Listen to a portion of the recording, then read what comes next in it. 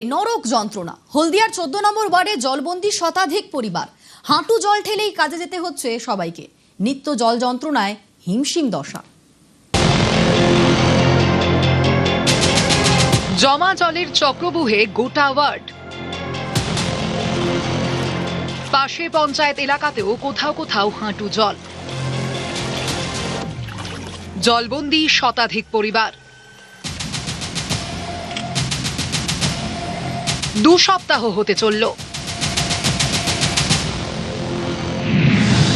পূর্ব মেদিনীপুরের হলদিয়ার বিভিন্ন এলাকায় জল দুর্ভোগ মিটল না। ক্যানেল কোনো রকম সংস্কার করেনি, ক্যানেলে পুরো ভরাট হয়ে আছে। এখনো পর্যন্ত এক হাঁটু করে বাড়িতে, বেশিরভাগ বাড়িতে নেই, কিছুজন ক্যাম্পে রয়েছে, বাড়িঘর কিছু ভেঙে গেছেন। এই বছর বর্ষায় জল যন্ত্রণার চেনা ছবি। দুর্ভোগের এক শেষ, সঙ্গে তো আছেই পোকামাকড়ের উপদ্রব, সাপখোপের উৎপাত আর জলবাহিত রোগের আশঙ্কা। হলদিয়া পুরসভার জলমগ্ন এলাকা থেকে ধীরে ধীরে জল নামছে, কিন্তু এখনো বেশ কয়েকটি ওয়ার্ড রীতিমতো জলমগ্ন।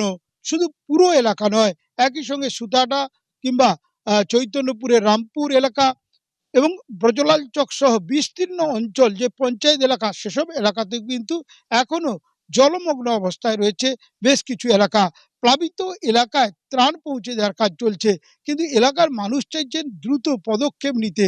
নিকাশি যে বেহাল অবস্থা, তার হাল ফিরিয়ে পরিস্থিতি স্বাভাবিক করার কিন্তু দাবি করছেন এলাকার মানুষজন। আজকে তো 8-10 দিন জলের মধ্যেই একদম, এছাড়া তো থাকার কোনো রাস্তা নেই। প্রচুর কষ্ট হচ্ছে, সামনে কারখানা, তার জল।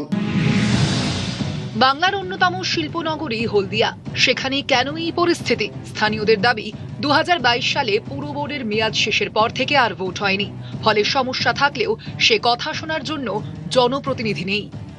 শেষ 2017 সালে পৌরসভা ভোট হয়েছিল, দীর্ঘ 4 বছর কোনো ভোট হয়নি। যত জল নিকাশি ব্যবস্থা ছিল একদম জ্যাম হয়ে আছে, কোনো খাল কোনোভাবে সংস্কার করা হয়নি। দীর্ঘ 10 দিন ধরে আমরা জলবন্দী। হলদিয়ার পরিস্থিতি ধীরে ধীরে উন্নতি হলেও নতুন করে যেসব এলাকা প্লাবিত হয়েছিল সেই সব এলাকায় পরিস্থিতি এখনো বেশ ভয়ঙ্কর রয়েছে। সেই সব এলাকায় প্রশাসন পৌঁছে পদক্ষেপ গ্রহণ করুন চাইছেন হলদিয়ার মানুষজন। ক্যামেরায় রাজেশ সাতমলের সঙ্গে সুজিত ভৌমিক, নিউজ 18 বাংলা।